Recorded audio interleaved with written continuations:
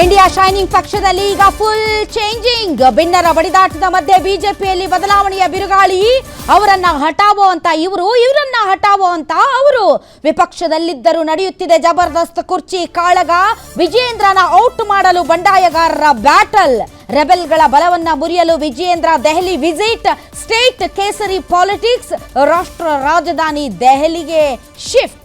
ಇತ್ತ ಆರ್ ಅಶೋಕ್ಗೆ ವಿಪಕ್ಷ ನಾಯಕ ಸ್ಥಾನ ಉಳಿಯೋದೇ ಡೌಟ್. ಕುರ್ಚಿ ಉಳಿಸಿಕೊಳ್ಳಲು ದೆಹಲಿಗೆ ಸಾಮ್ರಾಟ್ ಪರೇಡ್. ಮೋದಿ, ಅಮಿತ್ ಶಾ, ಜೆಪಿ ನಡ್ಡಾ ಕೊಟ್ಟೇ ಬಿಡ್ತಾರ ಶಾಕ್. ಏನಾಗುತ್ತೆ ದೆಹಲಿಗೆ ಹೋದ ಬಿಗ್ ಲೀಡರ್ಸ್ ಭವಿಷ್ಯ? ಹೈಕಮಾಂಡ್ ಬಿಗ್ ಪ್ಲಾನ್ ಏನು? ಯಾರ್ಯಾರಿಗೆ ಗೇಟ್ ಪಾಸ್? ರಾಜ್ಯ ಬಿಜೆಪಿಯಲ್ಲಿ ಬದಲಾಗೋದು ಯಾರು? ಯಾರಿಗೆ ಯಾವ ಸ್ಥಾನ? ಬಿಜೆಪಿ ಹೈಕಮಾಂಡ್ ಜಾತಿ ಲೆಕ್ಕಾಚಾರ ಏನಿದು? LOV plan. ಬಿಜೆಪಿ ನಡೆ ನೋಡಿಕೊಂಡೇ ಕೆಪಿಸಿಸಿ ಅಧ್ಯಕ್ಷರ ಆಯ್ಕೆಯೂ ಆಗುತ್ತಾ? LOV ಇದೆ. ಈ ಒಂದು ಸೇರಿಸಿದ್ರೆ ಚೆನ್ನಾಗಿರ್ತಾ ಇತ್ತು. ಓಕೆ, ಲಿಂಗಾಯತ, ಒಕ್ಕಲಿಗ ಮತ್ತು OBC ಇದು LOV. ಈ ಗೊತ್ತಿಲ್ಲ. ಆಲ್ ರೈಟ್,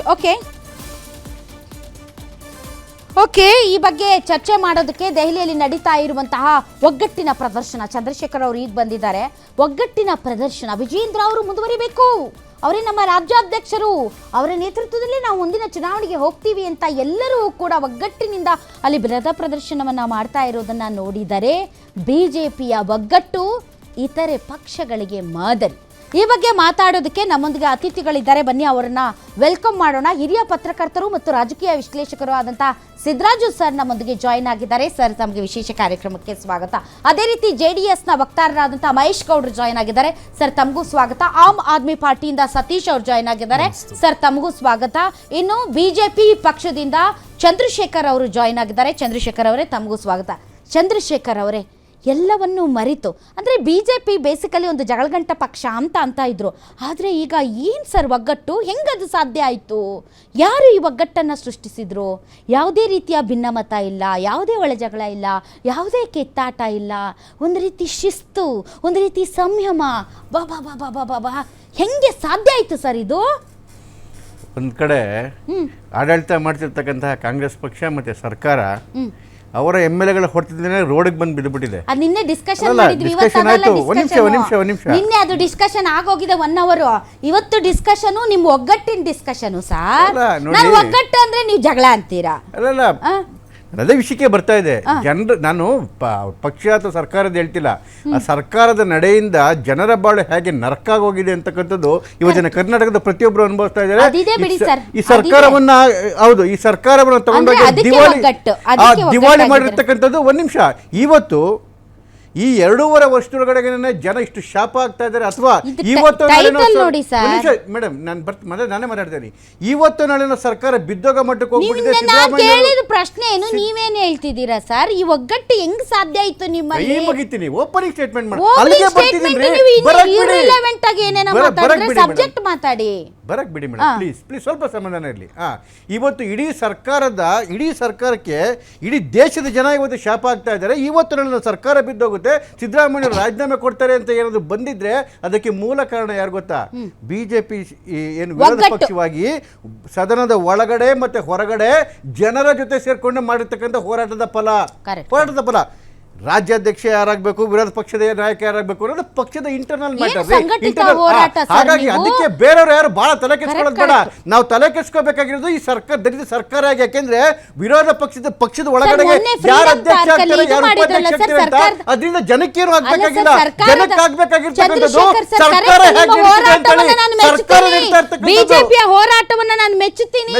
ಸದನದ ಒಳಗಡೆ ಹೊರಗಡೆ ಸರ್ ಬೆಲೆ ಏರಿಕೆ ವಿರುದ್ಧ ತಾವು ಪ್ರತಿಭಟನೆ ಮಾಡಿದ್ರಲ್ಲ, ಎಲ್ಲಿ ಮಾಡಿದ್ರಲ್ಲ ಸರ್? ಎಲ್ಲ ಕಡೆಗೂ ಆಯ್ತು ಪ್ರತಿಭಟನೆ, ಪ್ರತಿ ಜಿಲ್ಲೆಯಲ್ಲಿ ಆಯ್ತು ಜನಾಕ್ರೋಶ ಯಾತ್ರೆ, ಪ್ರತಿ ಜಿಲ್ಲೆಯಲ್ಲಿ. ವಿಜಯೇಂದ್ರ ಅವರು ಒಟ್ಟಾಗಿ ಮಾಡಿದ್ರ ಸರ್? ಯಾರಾದ್ರೂ ಇಡೀ ಪಕ್ಷ ಒಟ್ಟಾಗಿ ಮಾಡ್ತು. ಇಡೀ ಪಕ್ಷ ಒಟ್ಟಾಗಿ, ನಿಮಗೆ ಹೇಳ್ದವ್ರು ಇರಬೇಕು ಓಡ್ಬೇಕು ಅಂತಲ್ಲ, ನಮಗೆ ಪಕ್ಷವಾಗಿ ಇಡೀ ಪಕ್ಷವಾಗಿ ಇವತ್ತು ಇಡೀ ಸರ್ಕಾರ ವಲ್ಲರಬಲ್ ಆಗಿದೆ. ಯಾರಿಗೋಸ್ಕರ? ಇವತ್ತು ಇಡೀ ಸರ್ಕಾರ ಎದುರ್ಕೊಂಡು ಅಂದ್ರೆ ಆರ್ ಅಶೋಕ್ ಅವರು ಎಲ್ಲಾ ಹೋರಾಟದಲ್ಲೂ ಇದ್ರ ಸರ್? ವಿರೋಧ ಪಕ್ಷದ ನಾಯಕ ಸ್ಥಾನ ಕೆಲಸ ಇಲ್ಲಿ ವಿಧಾನಸೌಧದ ಒಳಗಡೆಗೆ ಓಹೋ, ಆಚೆ ಹೊರಗಡೆ ಕಡೆಗೆ ಇಲ್ಲ. ಕೆಲಸ ಏನು? ಅಂದ್ರೆ ಅವ್ರು ಹೊರಗಡೆ ಪಕ್ಷದ ಅಷ್ಟೇ ಅಧ್ಯಕ್ಷರು ಕೆಲ್ಸ ಅವ್ರು ಮಾಡ್ತಾರೆ, ಪಕ್ಷದ ಹೊರಗಡೆ ಅಧ್ಯಕ್ಷ ಮಾಡಲ್ಲ. ಪಕ್ಷದ ಅಧ್ಯಕ್ಷ ಇರ್ತಾರೆ ಎಲ್ಲ ಪಕ್ಷದ ಅಧ್ಯಕ್ಷರು ಹೊರಗಡೆ ಮಾಡ್ತಾರೆ. ನಿಮ್ಮನ್ನ ಕೇಳ್ಕೊಂಡು ಡಿಸೈಡ್ ಮಾಡಲ್ರಿ ಅವ್ರು ಇರ್ಬೇಕು ಹೌದು, ಇವ್ರು ಇರ್ಬೇಕು ಅಂತೇಳಿ ರಾಜ್ಯಾಧ್ಯಕ್ಷರು Correct, ಆಚೆ ಕಡೆಗೆ ಪಕ್ಷ ಮಾಡ್ತಿದ್ದಾರೆ. ರಾಜ್ಯಾಧ್ಯಕ್ಷರು ಯಾರಿಗೆ ಬೇಕೋ ಅವ್ರನ್ನ ಕರ್ಸ್ಕೊತಾರೆ. ಅಲ್ಲಲ್ಲ ಆ ಜಿಲ್ಲೆಗಳಲ್ಲಿ ಯಾರು ಪ್ರಮುಖರು ಬೇಕು ಅವ್ರು ಪ್ರಮುಖರು ಇರ್ತಾರೆ, ಯಾರು ರಾಜ್ಯ ನಾಯಕರುಗಳು ಬೇಕು ನಾಯಕರುಗಳು ಇರ್ತಾರೆ. ಒಂದೇ ಕೆಲಸ ಅಲ್ಲ, ವಿಧಾನಸೌಧದ ಒಳಗಡೆ ನಡೀಬೇಕಾದ್ರೆ ವಿಧಾನಸೌಧದ ವಿಪಕ್ಷಗಳ ನಾಯಕನ ನೇತೃತ್ವದಲ್ಲಿ ನಡೆಯುತ್ತೆ. ಆಚೆ ಕಡೆಗೆ ಆಗ್ತಕ್ಕಂಥದ್ದು ಪಕ್ಷದ ಹೋರಾಟ, ಪಕ್ಷದ ನಾಯಕತ್ವದ, ಪಕ್ಷದ ಅಧ್ಯಕ್ಷ ಅಂದ್ರೆ ವಿಪಕ್ಷ ಕೆಳಗಡೆ ಆಗುತ್ತೆ. ನಾಯಕನ ಮಾತಾಡೋ ಕಡೆ ರಾಜ್ಯಾಧ್ಯಕ್ಷರಲ್ಲ, ರಾಜ್ಯಾಧ್ಯಕ್ಷರು ಮಾಡುವಂತ ಹೋರಾಟಗಳಲ್ಲಿ ನಿಮ್ಮ ವಿಪಕ್ಷ ಊಹೆಗಳು ನಾಯಕರಲ್ಲ. ನಿಮ್ಮಿದು ನೀವೇನ್ ಬೇಕಾದ್ರೂ ಊಹೆ ಅಲ್ಲ ಮಾಡ್ಕೊಳ್ಳಿ. ಸರ್, ನೀವ್ ನಾವು ಹೇಳಿದ್ರಲ್ಲ, ಹೇಳ್ತಾ ಅದನ್ನೇ ಇರ್ತಕ್ಕಂಥದ್ದು, ಹೇಳ್ತಾ ಇದ್ದೀನಿ. ನಾನು ಯಾಕೆ ಸದನದ ಒಳಗೆ ಮತ್ತೆ ಹೊರಗಡೆ ಅಂತ ಸೂಚನೆ ಮಾಡಿದೆ ಅಂದ್ರೆ, ಸದನದ ಒಳಗಡೆ ಹೋರಾಟ ಮಾಡಬೇಕಾದ್ರೆ ವಿರೋಧ ಪಕ್ಷದ ನಾಯಕರಾದ ಅಶೋಕ್ ಅವರ ಅಧ್ಯಕ್ಷತೆಯಲ್ಲಿ ಅವರ ನೇತೃತ್ವದಲ್ಲಿ ಬಹಳ ಯಶಸ್ವಿಯಾಗಿದೆ. ಅದು ಅಹೋರಾತ್ರಿ ಧರಣಿಗಳಾಗಿರ್ಬೋದು, ವಿಧಾನಸೌಧ ಒಳಗಡೆ ಇಡೀ ಸರ್ಕಾರವನ್ನು ಕಟ್ಟಾಕಿದ್ದಿರ್ಬೋದು, ಅಥವಾ ಅಲ್ಲಿ ತೆಗೆದುಕೊಂಡ ನಿರ್ಣಯಗಳಿರ್ಬೋದು. ಅದೇ ರೀತಿ ಸದನದ ಹೊರಗಡೆ ಹೋರಾಟದಲ್ಲಿ, ಬೀದಿಗಿಳಿದು ಹೋರಾಡ್ತಕ್ಕಂಥ ಹೋರಾಟದಲ್ಲಿ ಪಕ್ಷದ ಅಧ್ಯಕ್ಷರ ನೇತೃತ್ವದಲ್ಲಿ ಎಲ್ಲ ಪದಾಧಿಕಾರಿಗಳು ಜಿಲ್ಲೆಯ ಇಲ್ಲ ಸರ್, ನನಗೆ ನಿಜವಾಗ್ಲೂ I am very much impressed. ಏನು ಅಂತಂದ್ರೆ ನಿಜವಾಗ್ಲೂ ಒಂದು ಒಂದು ಒಂದು ದೇಶಭಕ್ತಿಗಾಗಿ, ಒಂದು ಸೈದ್ಧಾಂತಿಕವಾದಂತಹ ಬದ್ಧತೆಗಾಗಿ ಪರಸ್ಪರ ಯಾವುದೇ ರೀತಿಯಾದಂತಹ ಹಾಗೆ ದ್ವೇಷ, ರಾಜ್ಯಾಧ್ಯಕ್ಷರಾದಂಥ ವಿಜಯೇಂದ್ರ ಅವರ ಬಗ್ಗೆ ಒಂದು ಸಣ್ಣ ಅಳುಕು, ಆತಂಕ, ಒಂದು ಸಣ್ಣ ಏನು ಬೇಸರ ಇಲ್ಲದೆ ನೀವು ಪ್ರದರ್ಶಿಸ್ತಿರುವ ಒಗ್ಗಟ್ಟು ನಿಜವಾಗ್ಲೂ ರಾಜ್ಯ ಬಿಜೆಪಿ ಇತರೆ ರಾಜ್ಯಗಳ ಬಿಜೆಪಿಗೆ ತುಂಬಾ ಮಾದರಿ sir. Very good example Chandrashekhar sir, I really appreciate. ಇಲ್ಲ, ನೀವು ಹೇಳಿದ್ ನಾನು ರಾಧಾ ಒಪ್ಕೊತೀನಿ. ಅವರೇ, ನಾವು ಚೈನಾದಲ್ಲಿಲ್ಲ, ಕಮ್ಯುನಿಸ್ಟ್ ಸರ್ಕಾರದಲ್ಲಿಲ್ಲ, ಹೌದೌದು. ಅಥವಾ ಯಾವ್ದಾದ್ರು ಏಕಪ್ರಭುತ್ವದಲ್ಲಿಲ್ಲ. ಹೌದು. ನಾವಿರ್ತಕ್ಕಂಥದ್ದು ಡೆಮೋಕ್ರೆಟಿಕ್ ವ್ಯವಸ್ಥೆ ಒಳಗಡೆ. ಅದೇ ಕಾಂಗ್ರೆಸ್ ಹೇಳ್ತಾ ಇರೋದು ಸರ್. ಡೆಮೋಕ್ರೆಟಿಕ್ ವ್ಯವಸ್ಥೆ ನಿನ್ನೆ ಒಳಗಡೆ ಕಾಂಗ್ರೆಸ್ ಅವರು ಅದೇ ಒಂದು ಹೇಳಿದ್ರು. ಪಕ್ಷ ಯಾವ ರೀತಿ ಆಂತರಿಕ ಡೆಮೋಕ್ರೆಟಿಕ್ ಕೆಲಸ ಪ್ರಜಾಪ್ರಭುತ್ವ ಮಾಡಬೇಕು, ಇರೋದ್ರಿಂದಲೇ ಶಾಸಕರು ಆದಿ ಬೀದಿಯಲ್ಲಿ ಜನತೆಗೆ ಯಾವ್ದು ಮಾತಾಡ್ತಿದ್ದಾರೆ ಎಫೆಕ್ಟ್ ಆಗುತ್ತೆ ಅಂತ ನೋಡಿ. ನಿಮ್ದು ಸರ್ difference ಅಲ್ವಾ ಸರ್? ಪ್ರಜಾಪ್ರಭುತ್ವದಲ್ಲಿ ಸ್ವಲ್ಪ ಡಿಫರೆಂಟ್ ಅಲ್ವಾ ನಿಮ್ಮ ಬೈ ದ ಪಕ್ಷ? People for the people of the people. I know. So ಜನಗಳಿಗೆ ಅದು ಯಾವ್ದಾಗ್ಬೇಕು, ಕಾಂಗ್ರೆಸ್ dialogue ಸರ್. ಜನಗಳಿಗೆ ಏನಾಗ್ಬೇಕು, ಸರ್ಕಾರದ ಹುಳುಕನ್ನು ಎತ್ತಿ ತೋರಿಸಬೇಕು. ಜನಗಳಿಗೆ ಏನಾಗ್ಬೇಕು, ಜನಗಳ ಜೊತೆ ನಿಂತು ಹೋರಾಟ ಮಾಡಬೇಕು. ಹೋರಾಟ ಮಾಡಿದ್ರೆ ನಮ್ಮ ಪಕ್ಷ ಹಿಂದೆ ಬಿದ್ದಿಲ್ಲ, ಹುಳುಕನ್ನು ಎತ್ತಿ ತೋರಿಸಲು ಹಿಂದೆ ಬಿದ್ದಿಲ್ಲ. ಅವ್ರು ಮಾಡ್ತಿರ್ತಕ್ಕಂಥ ಭ್ರಷ್ಟಾಚಾರಗಳನ್ನ ಬರಿ ಕೇಳೋದ್ರಲ್ಲಿ ಹಿಂದೆ ಬಿದ್ದಿಲ್ಲ. ಅವ್ರು ಅಲ್ಲ, ಮಾಡ್ತಿರ್ತಕ್ಕಂಥ ನಿಮಗಿಂತ ಮುಂದೆ ನಾಲಾಯತನವನ್ನ ಇದ್ದಾರೆ ಕಾಂಗ್ರೆಸ್ ಎತ್ತಿ ಹೇಳೋದ್ರಲ್ಲಿ ಹಿಂದೆ ಶಾಸಕರು ಬಿದ್ದಿಲ್ಲ. ಚಂದ್ರಶೇಖರ್ ಹಾಗಾಗಿ ನಿಮಗಿಂತ ಮುಂದೆ ಇದ್ದಾರೆ ಯಾಕೆ ಅವರು ಇವತ್ತು ಸರ್ಕಾರದ vulnerable ಸರ್ಕಾರದ ಆಡಳಿತ ಯಾಕೆ ಇವತ್ತು ವೈಫಲ್ಯವನ್ನ ಒದ್ದಾಡ್ತಾ ಇದೆ ಕಾಂಗ್ರೆಸ್ ಅಂತ ನಿಮಗಿಂತ ಹೇಳಿದ್ರೆ, ಮುಂದೆ ಇದ್ದು ಕಾಂಗ್ರೆಸ್ಸಿಗೆ ಭಯ ತೋರಿಸ್ತಿದ್ದಾರೆ ಶುರುವಾಗಿರೋದ್ರಿಂದ, ಅವರು. ಯಾವ್ದು ಭಯ ಶುರುವಾಗಿರೋದ್ರಿಂದ ಇದೇ ನೇತೃತ್ವದಿಂದ, ಇದೇ ಬಿಜೆಪಿಯಿಂದ. ಹಾಗಾಗಿ ಬಿಜೆಪಿ ಬಹಳ ಬಲಿಷ್ಠವಾಗಿದೆ. ಬಹಳ ತಲೆ ಕೆಡಿಸ್ಕೊಳ್ಳೋದು ಬೇಡ ರೀ. ಹೌದೌದೌದು.